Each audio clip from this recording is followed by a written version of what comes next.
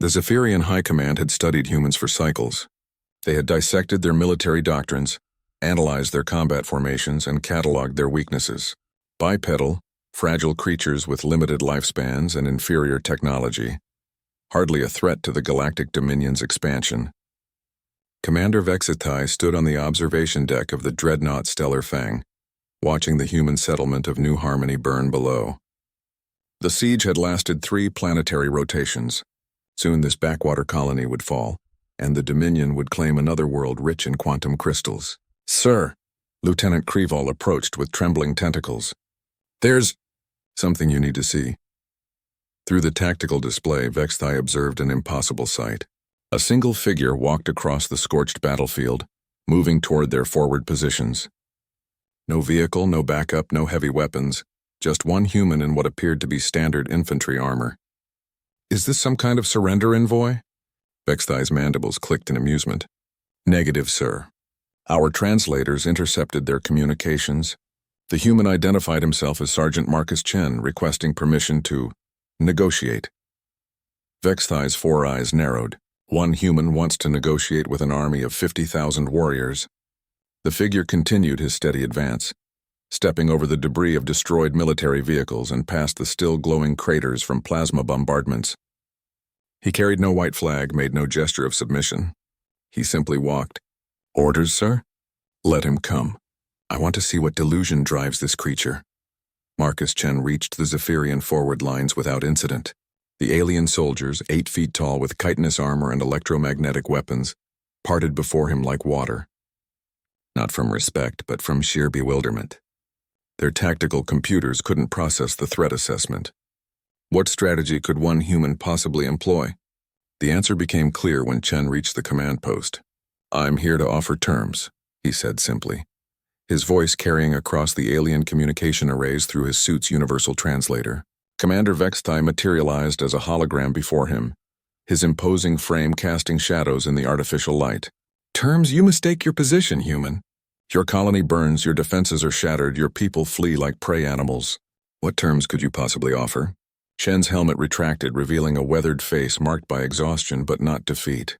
His eyes held something the Zephyrians had never encountered in their conquests: absolute certainty. "You leave now, permanently, or I make you leave."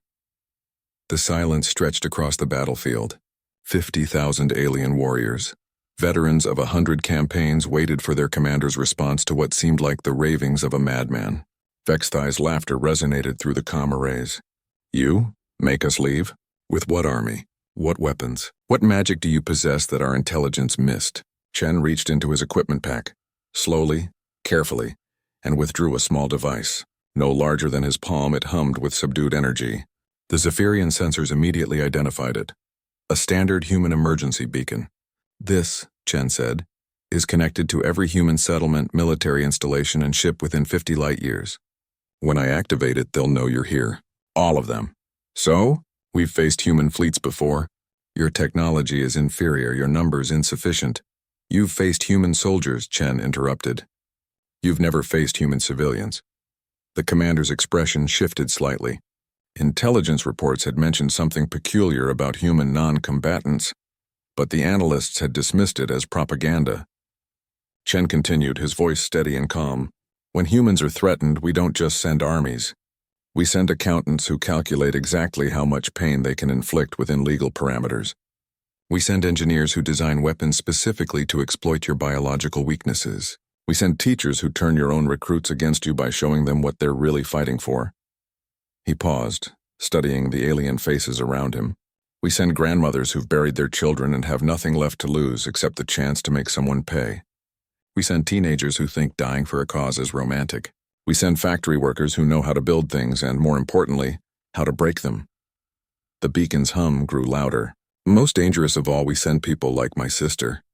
She's an accountant on New Geneva. Never held a weapon in her life. But when she hears what you did to New Harmony, she'll liquidate her retirement account, buy a ship, fill it with homemade explosives, and crash it into your command vessel while doing her taxes." Vexithai's confidence wavered. This is insanity." "No species operates this way." "No," Chen agreed. "That's what makes us human. You've built an empire based on logical conquest, superior firepower, tactical advantage, acceptable losses. But humans don't work on logic when we're angry. We work on spite. He held up the beacon, thumb hovering over the activation switch. So here's the deal. You can fight one army, mine, and probably win through superior numbers and technology.